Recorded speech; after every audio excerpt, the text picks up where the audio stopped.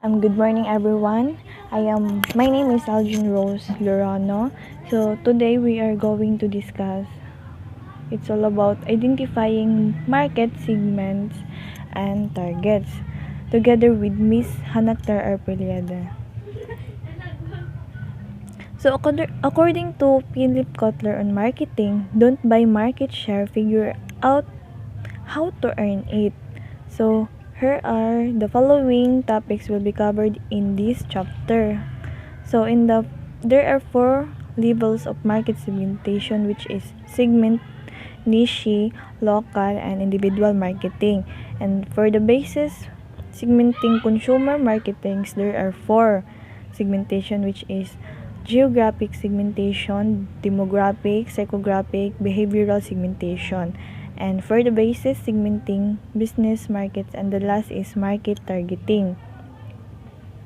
So the target marketing requires marketers to take three major steps. So identify and profile distinct groups of buyers who differ in their needs and preferences. That is market segmentation. So when you say market segmentation, that is a process of dividing involves heterogeneous market into relatively more homogeneous segments. So when you say heterogeneous, that is consists two or more pieces, while ang homogeneous, that is consists single pieces. So siya ang nag-divide sa market. So sa market segment, so ang market segment mo to ang demographic, geographic, psychographic, and behavioral. So as a market is made of buyer and all buyers different from each other in the wants. So market cannot fulfill the needs of customers by taking whole market into one segments. So in market targeting, select one or more targets to enter. So that companies are able to reach all customers in markets, there are some business who believe that everyone will be their customers. In a market targeting, kung mingon ta na, so focus sila sa segment attractiveness. Kung unsa ang ilang iserve sa customers. You only want to those people who have a need for the product and services. For examples of market targeting, many of our customers belong to multiple targets market at a time. For example, if you are a woman, a mother, and a wife, each category has some products and services that you need to fulfill my wants, needs, and responsibilities in each respective position. Let's proceed to market positioning, where each target segment establish and communicate the key distinctive benefits of the company's market offering. So when you say marketing naman, it is difficult to satisfy the needs of the customers in total market. So, kani siya is bilong pud ni siya sa strategy communicating with the largest possible audience. Ang nag-aim lang sila is to appeal to the largest portion of the market while ignoring niche demographic differences in order to reach highest number of potential customers. For example, retailers and e-retailers. So when you say the example of retailers, that is big box stores, while ang e-retailers, that is ang like Amazon, supermarket, and drugstore. So in levels of market segmentation, there are two. So market segment. So when you say market segment, consists of a group. So within a market with similar wants, purchasing power, geographic location, buying attitudes, or buying habits. So if you're a market, this allow you to identify the right market for your products and then target your marketing effectively. So, each segment's buyers are assumed to be quite similar in needs and wants to present flexible market offerings instead of standard offering one size fits all to all members within the segment. So, gets na to ni. So, a flexible market offering consists of two groups, which is naked solution and discriminatory option. For example of naked solution, the economy sa airline. Di ba ang ilang gina-offer dito is ang foods lang and then ang drinks then ang passenger is mag-include lang sila. While ang discriminatory options extra amount charged for an alcoholic beverage alternate facility to those who are ready to pay for it. So kuan and market segments can be defined in many different ways. One way to carve up a market is to identify preferences segments. Suppose ice cream buyers are asked how much they value of sweetness and creaminess are two products attributes. There are difference can emerge. So which is ang homogeneous preferences, diffuse preferences, and clustered preferences. So kita niyo sa slide, ang homogeneous preferences is the market shows no natural segments. We would predict that existing brands would be similar and clustered around or the scale in both sweetness and creaminess. So nakita na to ang homogeneous is kuan lang sila, consist lang siya sa one pieces. So when in diffuse preferences is consumer preferences may be scattered throughout the space, indicating that consumers greatly their preferences. In a simple word, they are likely to position themselves throughout the space and show real differences to match differences in consumer preferences. So, ang diffuse, that is ang, di ba nagbunggag-bunggag sila. So, na siya. So, ang clustered preferences naman is, it might develop several brands, each position in a different segment. If the first firm develop only one brand, competitors would enter and introduce brands in the other segments. So, if competitors yun, dili yun na wala sa ato ang business. Kaya ang competitors is importante mapuna sa ato, diba? So, nakita na to sa clustered is na grupo-grupo sila. So, in the next slide is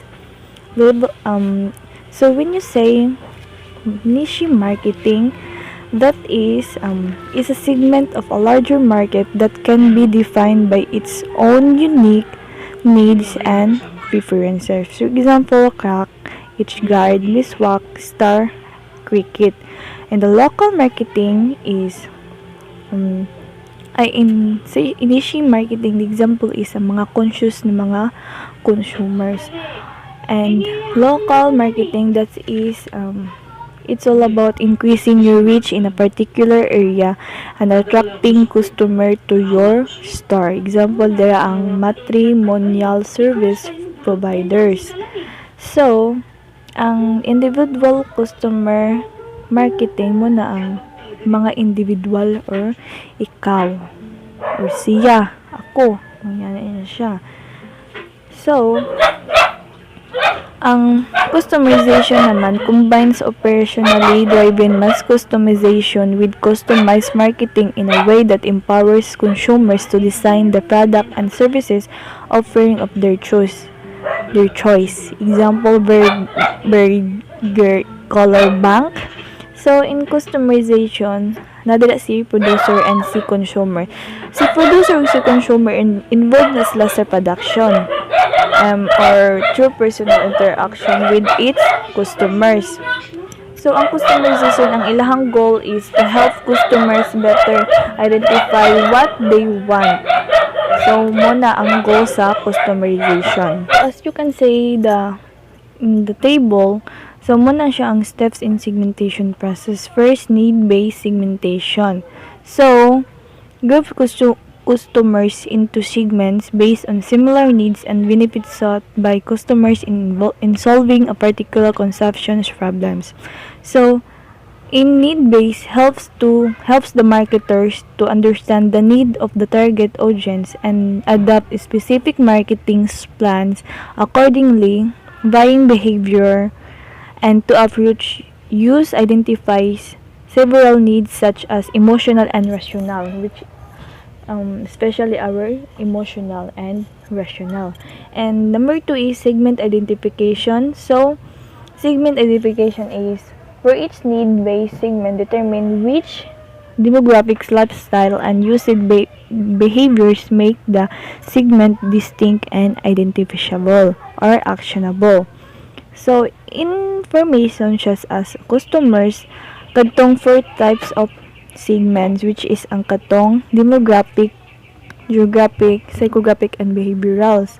And number three is segment attractiveness. So, simple segment attractiveness is in a business. Segment attractiveness refers to the appeal of a market segment to a business and its potential of providing especially long-term profit. So number four is segment profitability. That is the profit or loss generated by a particular line of business such as measurable, actionable, and accessible. Kanang tulo na akong gi-mention, ma-discuss or na sa next slide. So, and number 5 is segment positioning. So, when you say segment positioning, create product position and marketing mix that katong selected nga audience. And number 6, segment acid test. So, segment acid test, muna siya ang this is a test of a company's abilities.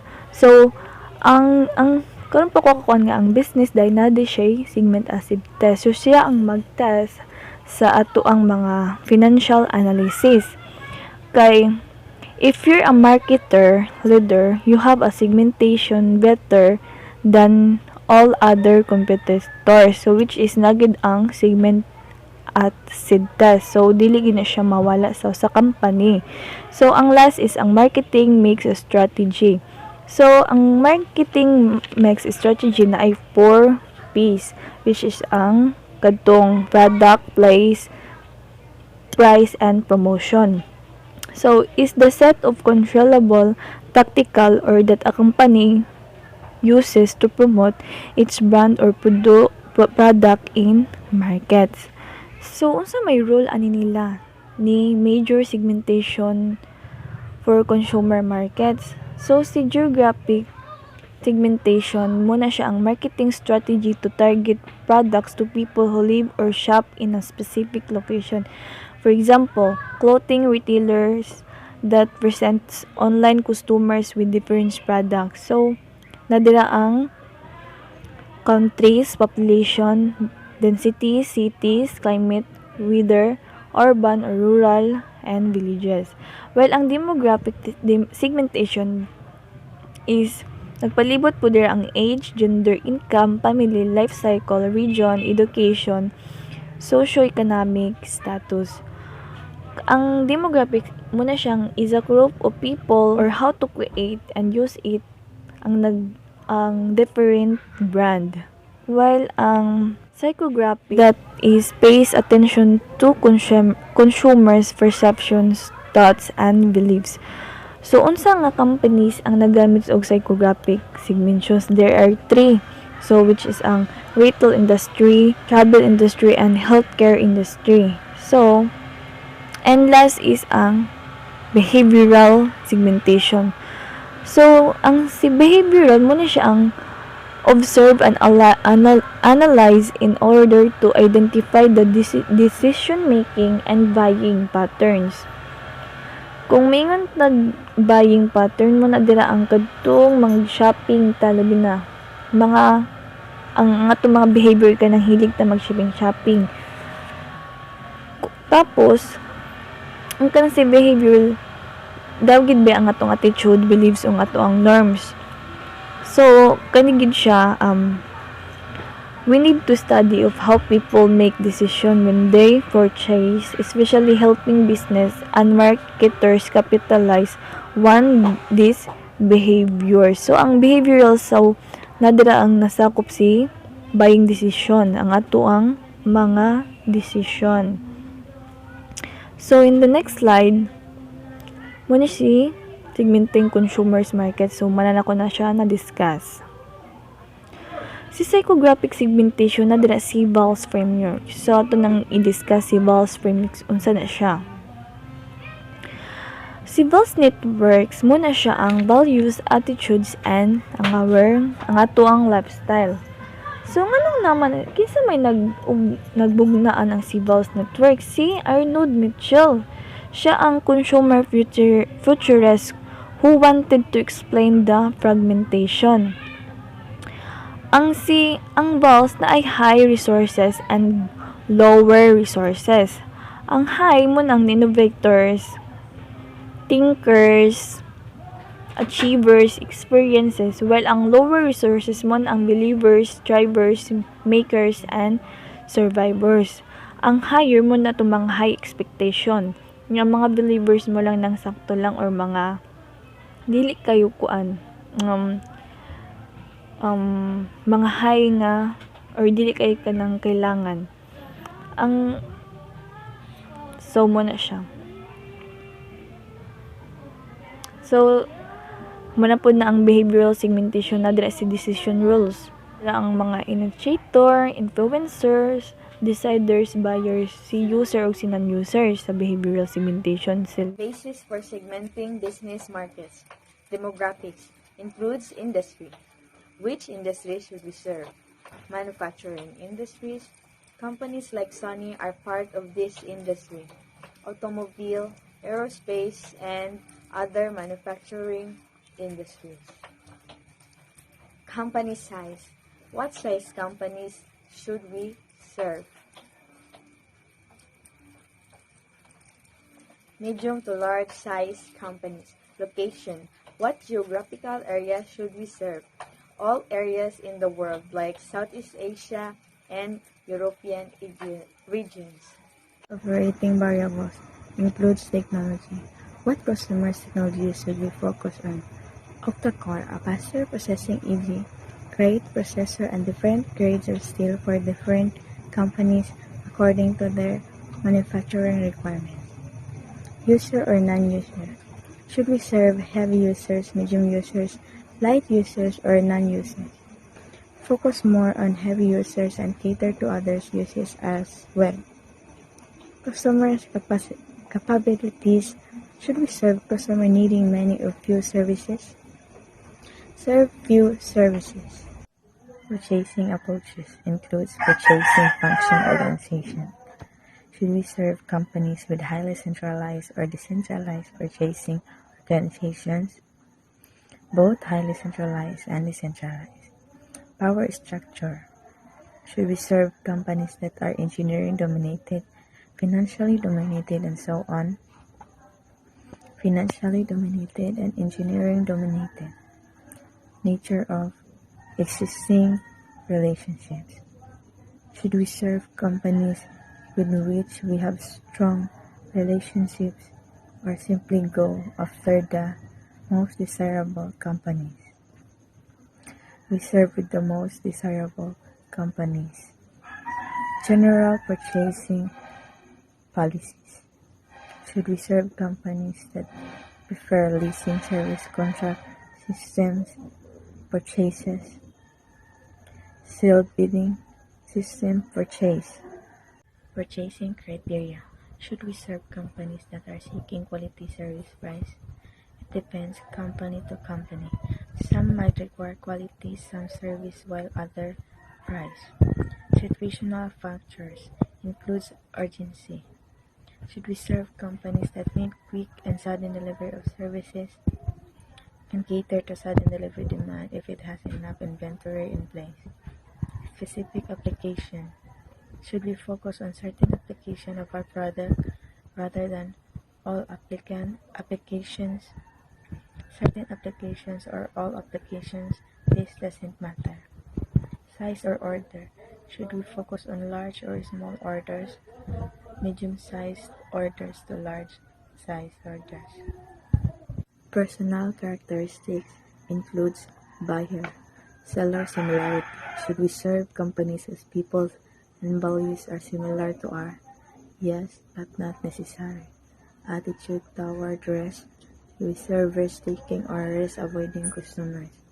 Both risk-taking and risk-avoiding. Lastly, loyalty. Should we serve companies that show high loyalty to their suppliers? Yes. Loyal tends to encourage your suppliers to do their best work and perform to their highest of standards. If you have loyal suppliers working for you, then you are going to have suppliers who work productively and efficiently. In market targeting, the segmentation criteria which is measurable, accessible, substantial, differentiable, actionable. So when a company has segmented their market accordingly, there is a higher chance. So ang kaning si measurable and the rest mo ni sila ang mga higher chance that it will become more profitable and successful in the long run. So importante ni siya. So muna ang effective sa market targeting. So evaluating and selecting the market segment, first is ang single segment concentration. So, unsa na si singles? A firm selects and serves only one segment, example, maternity, hospitals, and clinics. So, ang kanang si P mo na si price and si M mo na ang market. So, ang single is kuan na siya, the advantage of singles are lower cost of production, distribution, and promotion. In this case, the marketer prefers to go for single segments. So, for mingon gitag single segment mo na ang nag-approach sila sa strategy of choice for smaller company with limited resources lang. Is selective specialization. So, unsa man na siya? A firm selects a number of segments each objectively attractive and appropriate. So, sa selective, muna siyang company mag-select sa several segments and sells different product to each of the segments or money makers. So, a firm selects two or more segments even if the two are not all related. Each promises to be a money make. It helps to firm the diversity the rest. So, muna siya. So, while ang market specialization, firms make a certain product that it sells to several different market segments. So, si market muna siya ang nag-concentrate on serving many needs of a particular customers groups. For example, ang mga mga bus, or mga vehicles munang market specializations. While ang full market coverage, the firm attempts to serve all customers group with all the products they might need. Only large companies can undertake a full market coverage strategy. Example, Microsoft, Coca-Cola, General Motors, and etc. So, muna siya ang picture sa full market coverage. Kung may nga full market coverage, muna siya ang first attempt several customers groups. So, the company serves all customers group with all the product they might need. Only very large firms can undertake a full market. Kada mga large firms, muna ang mga full market coverage strategy. So, humingon tag full market, muna ang mga organization or kuan ni siya kanang ang each segment man gid siya is combined with broad coverage of total market. So, ang full market broad kay ni siya. While ang market specialization muna siya ang mga nag-serve lang na sila sa mga needs sa customer sa group. So, last nga akong i-discuss is higher cost using differentiated marketing include First, product modification cost. So, when you say product, that is any substantial change made to the attributes, which is ang size, shape, color, style, price, and etc. Product modification undertaken in order to increase the demand. So, munang gain sa product modification. Ang ikaduha is ang manufacturing cost. Muna siya ang categories of expenses, materials, labor, overhead, and direct cost. Ang sa manufacturing na ay formula nga paggamiton para makuha na to ang iyang manufacturing cost.